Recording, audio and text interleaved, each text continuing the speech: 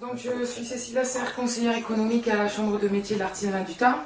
Parmi mes missions, je n'ai pas que l'animation d'actions qu'on appelle collectives autour de la rénovation ou autour d'autres problématiques de la filière bâtiment.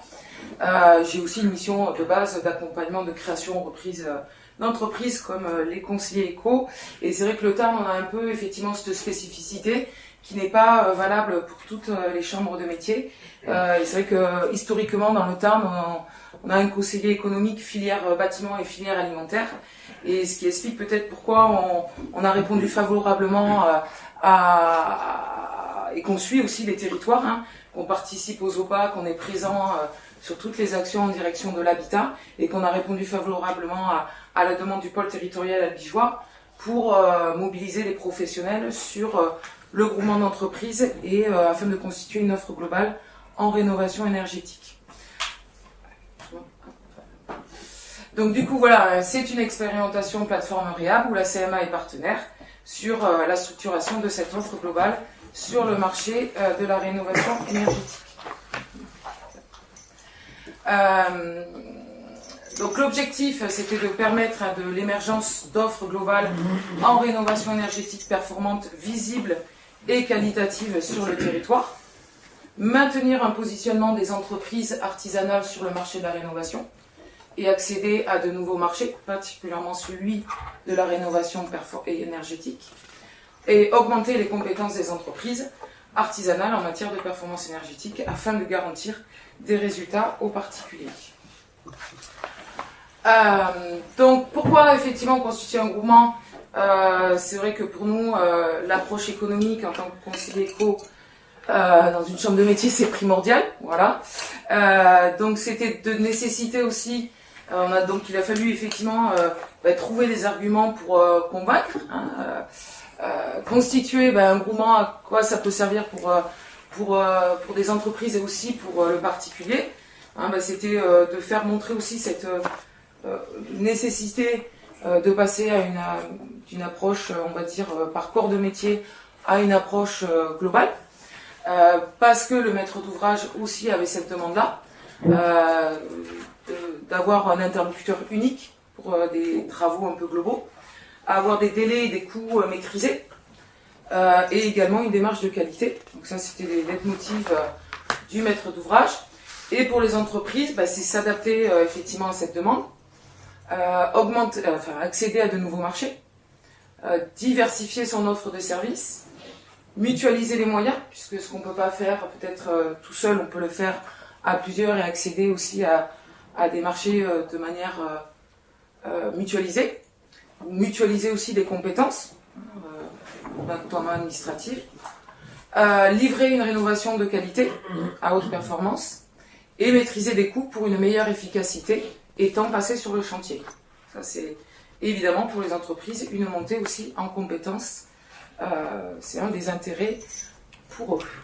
Quand tu dis la demande, le maître d'ouvrage avait cette demande, moi c'est une vraie question. Est-ce que réellement les maîtres d'ouvrage ont, quand tu dis avoir besoin d'un interlocuteur unique, ça a été ressenti comment? Enfin, comment vous avez réussi à faire ce constat de ce besoin? Après, c'est vrai que je pense que ce constat, ça a été à l'issue de discussions avec les élus, avec effectivement l'artisan. Souvent, le premier, c'est le maçon. Et le maçon il me dit ah oui mais bon on me demande ça, moi je suis pas maître d'œuvre, c'est une expression à travers et souvent c'est le maçon acteurs. de manière informelle qui va coordonner ses collègues. Après moi c'est vrai que de mon expérience personnelle j'ai travaillé aussi dans une coopérative d'artisans, donc du coup là j'étais confrontée effectivement à cette demande et cette demande aussi de les clients effectivement qui venaient vers la coopérative. C'est un constat. Eux ils disaient moi je viens vers vous pour ça, pour coordination, pour un interlocuteur, que j'ai pas à gérer le planning des artisans et que j'ai des délais qui soient tenus. Maître d'ouvrage c'est un métier mais c'est pas celui que je veux faire, je préfère que ce soit quelqu'un d'autre qui le fasse pour moi et que je n'ai qu'un seul interlocuteur pour pas perdre de temps. Très bien. Les travaux c'est anxiogène. Oui. Voilà, on en parlait tout à l'heure. Tout à fait. Il y a vraiment ce... Oui, surtout quand on parle là aussi de travaux d'offres globales. Donc on passe sur les changements de menuiserie. Excuse-moi de t'avoir interrompu. Il n'y a pas de souci. Donc la mise en place d'un groupement aussi pour les entreprises, ça demande de partager une vision commune. C'est de passer d'une réflexion, il faut mener sa propre réflexion personnelle par rapport à sa stratégie d'entreprise, d'identifier les partenaires appropriés, parce qu'on peut avoir des pratiques informelles avec certains collègues, mais on ne partage pas forcément la même vision du métier, du bâtiment, de la qualité qu'on va avoir, de la relation client. Donc, pour les entreprises, c'est de choisir des partenaires appropriés et de définir un socle commun qui va être l'intérêt du groupement et les valeurs communes du groupement et leurs objectifs. Et c'est vrai que ce qui est important dans un groupe d'entreprises, c'est que la confiance est un préalable indispensable. La transparence est évidemment essentielle et le contrôle est aussi nécessaire. Donc ça, il faut que les entreprises aussi l'entendent pour se positionner. Pour le groupement d'entreprises, c'est aussi de développer une stratégie commerciale, de définir un positionnement sur le marché. Voilà. Qu'est-ce que va proposer le groupement, dans quelles conditions, etc. Définir éventuellement un avantage concurrentiel. Tout ça, c'est quand même aussi important de rappeler qu'il y a des acteurs, chambre de métier de l'artisanat, il y a des acteurs importants, des gros groupes qui se positionnent sur ce marché-là. Et donc nous, notre intérêt dans la chambre de métier de l'artisanat, c'est aussi pour nos entreprises, effectivement, ils restent positionnés sur ce marché par rapport à des démarches de groupe, et donc ils définissent aussi un avantage concurrentiel, et de savoir communiquer leur offre. Voilà. Donc pour ça demandait effectivement avoir une bonne connaissance du marché, ce qui n'est pas forcément le cas. Ils n'ont pas forcément une bonne connaissance du marché. Sur un marché en plus qui est assez impalpable, et des fois qu'on a du mal à mettre des chiffres dessus, Être en capacité d'innover, de faire évoluer son projet, et d'avoir une offre commerciale visible et ciblée. Et pour les entreprises, c'est aussi de définir un cadre et établir des règles de fonctionnement. Parce qu'effectivement, quand on passe à un stade un peu plus formalisé, il y a des conséquences aussi plus importantes, et par rapport aussi à la relation client, il faut avoir un fonctionnement qui soit assez clair.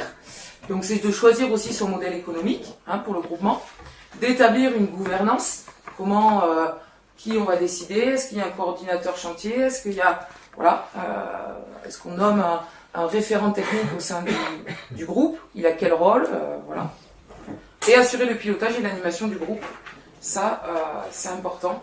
Avec la mise en place d'outils et de méthodes de travail.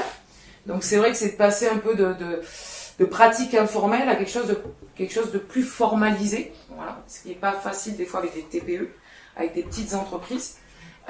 C'est pas culturel. En général, quand on a choisi d'être artisan, c'est pour, excusez-moi l'expression un peu triviale, c'est pour qu'on nous foute la paix, qu'on n'ait pas un patron entre guillemets sur le dos, et puis parce qu'on est indépendant dans sa tête, on a envie de travailler indépendamment. Donc c'est vrai que c'est un choix, c'est une orientation souvent professionnelle qui est liée à une compétence, une capacité, un métier, et puis aussi à une structuration intellectuelle et mentale qui fait que on a envie d'être libre. Oui. Et de faire, je fais ce que je veux. Alors, je dis souvent aux créateurs d'entreprise, parce qu'effectivement, les motivations, c'est de dire, moi, je me mets à mon compte pour être plus avoir un patron et être indépendant. Voilà. Et en fait, c'est peut-être un rêve qui, on n'est pas vraiment indépendant parce qu'on est lié aux clients, et il y a d'autres corps de métier, donc il n'y a pas vraiment. Et je pense qu'ils sont pas si indépendants, et dans le bâtiment, ils le savent bien, qu'ils dépendent forcément des autres corps de métier, et donc du coup, cette mise en musique, en fait, il faut qu'ils définissent des règles de fonctionnement, quoi. Par exemple, avec les groupements, on définit, on a un contact client, sous quel délai on remet le devis. Voilà, il faut définir des fonctionnements, comment on le présente, un code de conduite, etc. Il y a des choses très pratico-pratiques, mais on est avec des entreprises, donc on est dans le pratico-pratique. Donc partager des principes et des valeurs communes, oui. Du coup, est-ce qu'il y a une structure juridique ou est-ce que c'est juste... On va en parler, ouais. Et développer la fonction d'animation et de coordination des entreprises, parce que même si le maçon est souvent un peu le pilote, il n'a pas forcément la pédagogie, il n'a pas forcément bien communiqué avec ses collègues de manière claire, précise, et avec le client également. Donc voilà, Donc effectivement, le plan d'action REHAB sur le pôle territorial Abichois et Bastide, il s'est Alors moi c'est vrai qu'en étant depuis plus de 10 ans à la Chambre de métier, je connais un certain nombre d'entreprises, je les connais pas toutes. En tout cas les leaders, on les identifie au bout d'un moment. Donc il y a eu une phase de réunion, on va dire, d'information sur l'ensemble du territoire. On a fait 6 réunions sur l'ensemble du territoire à destination des entreprises l'été dernier pour informer ce qu'allait proposer le pôle territorial en matière d'accompagnement des particuliers. Et qu'en parallèle de cette mobilisation des particuliers, il fallait, puisqu'on incitait le particulier à aller sur de l'offre, sur de la rénovation globale, c'était de constituer aussi une réponse des entreprises en offre globale. Donc on a informé les entreprises, qui a généré des groupes. Voilà. Donc après, moi j'ai rencontré à peu près 4 groupes d'entreprises. 2 sont passés à l'étape 2, justement. Donc l'étape 2, c'est des formations collectives pour chaque groupe et par groupe. Alors il y a une partie de formation, on va dire, transversale, qui sont plus sur la définition, la stratégie collective et la stratégie commerciale et marketing et communication du groupe. Du groupe, parce qu'on parle plus d'entreprise individuelle, mais on parle de la communication du groupe et de sa stratégie. Une formation sur la coordination et le pilotage de chantier. Et une journée également d'information sur les différentes formes juridiques des groupements et les assurances qui sont liées à ces formes juridiques. Parce que si on parle d'association ou si on parle de SARL coopérative, on n'est pas dans la même notion de responsabilité et d'assurance.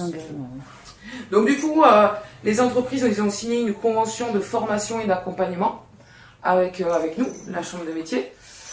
Donc ça, c'était le premier semestre, deuxième semestre, on est en train de finir. Et en parallèle, le pôle, lui, l'identifiait avec les conseillers énergie, les conseillers par les... Oui, conseillers énergie. Il identifiait les projets de rénovation niveau BBC, et les projets globaux. Alors nous, effectivement, ce qu'on parle de projets globaux, c'est qu'effectivement, on est au minimum à plus de 3 corps de métier, quoi. Voilà, même on essaye d'aller sur la réno BBC, donc des fois ça peut demander, ça dépend du bâti existant, de là où on part.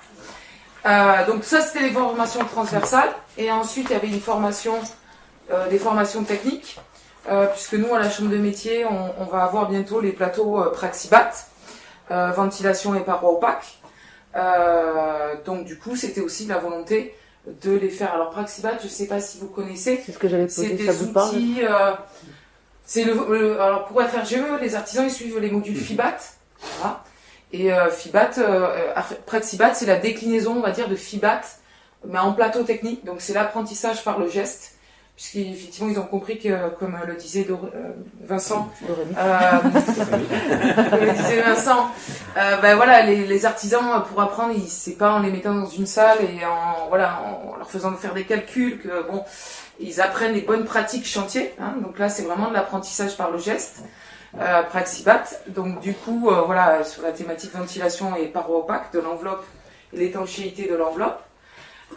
Donc ça va être à venir. Donc en même temps, le pôle peut nous envoyer. Alors comment ça se passe?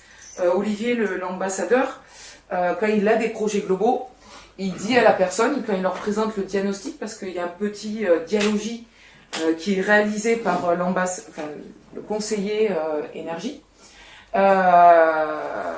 Et donc, en discutant avec le particulier, il lui propose, quand son projet concerne chantier touchant au moins 3 lots en allant vers du VDC, lui propose, lui explique le travail de groupement et lui propose une mise en relation. Donc le client accepte ou pas.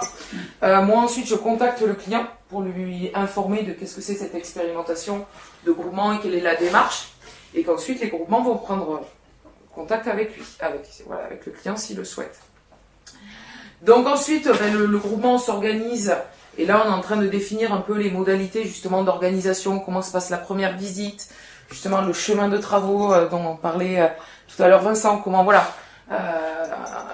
quel est est-ce qu'il y a un interlocuteur qui va d'abord, est-ce que c'est le maçon qui a la vision globale, ou est-ce qu'ils y vont tous ensemble, on définit un peu les méthodes. Donc ça c'est en train de se roder, Et donc ensuite ils répondent, ils structurent leurs réponses de manière groupée et optimisée. Donc là, je vais leur demander là, il y a le travail aussi de relecture collective, etc. Voilà. Donc l'étape 2 et 3, qui sont les formations et la réponse au chantier, peuvent se dérouler en même temps. Et ensuite, on espère, puisque là pour le moment on est plus dans la phase Vous êtes en phase expérimentale, là, c'est voilà, ça, on est en phase expérimentale. Ouais. De toute façon, Réhab est une expérimentation. Que le groupement va être retenu, puisque là ils sont en train de répondre à des chantiers. On espère que un groupement va être retenu. Et effectivement, en étape 4, à la phase chantier ou en amont, il y aura quand même, en tout cas le groupement est retenu. Avant d'attaquer le chantier, on a des financements pour un bureau d'études thermiques qui va aller intervenir et refaire le point avec les entreprises sur les points sensibles du chantier pour atteindre la performance. Alors, une réunion en amont, voilà, et à la fin on veut faire un test d'étanchéité pour voir ce qui a été programmé. On arrive bien quand même aux performances attendues en fin de chantier. Alors c'est pas dans le but là de contrôler les entreprises, c'est plus dans le but de leur dire, vous voyez, il y a eu des points sensibles, on y a fait attention, vous les avez résolus ensemble, et du coup, vous pouvez les reproduire dans une certaine mesure sur d'autres chantiers. En fait. Voilà, c'est une manière de aussi que sur le chantier, ça soit formateur. Voilà. La dernière diapo m'intéresse particulièrement, c'est sur justement ce qui voilà. apparaît comme des freins. Sur les freins, ils ont été déjà évoqués. Sur le territoire, en tout cas, le marché de la rénovation globale performante, pour nous, c'est naissant. C'est-à-dire que le pôle, comme le disait, aujourd'hui, on est sur du saupoudrage, du monolo, et pas des projets globaux de rénovation. Très peu, assez peu. On a du mal à faire sortir des projets globaux. Voilà. Donc ça, c'est une problématique. La mobilisation des entreprises, Kevin le disait, c'est vraiment pas à pas. C'est un travail de longue haleine et d'accompagnement. Voilà. Et alors moi, je disais que j'avais deux groupements parce qu'on a eu aussi la volonté de dire, nous, on va pas forcer les gens. On ne peut pas forcer les entreprises qui ne souhaitent pas aller sur des réflexions de groupement ou sur la réflexion de marché. Alors c'est vrai que en tant que consulaire, ça peut être un peu choquant d'entendre dire ça, mais ça ne marche pas. En fait, si on va mobiliser encore plus d'énergie et de financement public, mais on n'ira pas, on ne pourra pas pousser les gens à aller dans un sens qu'ils ne souhaitent pas aller. Donc du coup, nous, on a vraiment eu une démarche de laisser, d'informer et après de partir sur une base de volontaire. Voilà. Donc la mobilisation des entreprises, c'est du temps pour les groupements existants et des fois un manque d'intérêt, la perception pour les autres, ils voient pas trop l'intérêt, d'autant plus que là, depuis quelques temps, là, le marché semble repartir, donc du coup ils retombent dans le nez dans le guidon et puis on est sur nos chantiers et on avance. Mais ils prennent pas un peu de recul pour prendre donc du coup mais c'est aussi un travail de longue haleine. Le pays travaille, les syndicats aussi ont ce message un peu récurrent, nous aussi. Donc et puis on attendait aussi qu'il y ait les premiers groupements. Nous sur le Tarn, on a déjà 2 coopératives d'artisans aussi. Donc pour un peu faire la notion un peu d'exemple et de tirer peut-être ceux qui hésitaient encore à passer des caps. Donc passage à des pratiques informelles, à des pratiques professionnelles de groupement. Donc ça, dans des TPE, c'est pas facile, parce que moi, les entreprises qui sont dans les groupements, on est sur, alors on n'est pas des unipersonnels, mais on est sur des tailles d'entreprises qui sont autour de entre 3 et 5-6 salariés, pas personne. Donc quand même, où le chef d'entreprise est un peu multitâche. Inégalité des dynamiques sur le territoire et sur la demande en rénovation globale. On a un peu, en campagne, dans les zones très rurales, c'est quand même plus compliqué que la structuration de groupement, c'est un travail qui s'inscrit sur le long terme, en développant la confiance. C'est vrai que Kevin le disait, ça c'est important. La confiance avec les interlocuteurs, mais la confiance aussi entre eux, de pratique, pour aller vers des formes de statut un peu structurées comme les coopératives. Il faut vraiment qu'il y ait de la confiance. Voilà. Et après, effectivement, il y a le territoire qui se positionne, enfin qui réfléchit sur le modèle économique futur de cet accompagnement du particulier, avec notamment une SIC. Voilà, et comment on va se positionner la SIC par rapport aussi aux entreprises, aux groupements, aux clients. Voilà, il y a tout ce travail-là qui il y a est un en train d'être... balbutiement encore juridique d'un certain nombre de portages de choses qui sont Voilà. en cours de... D'accord, très bien.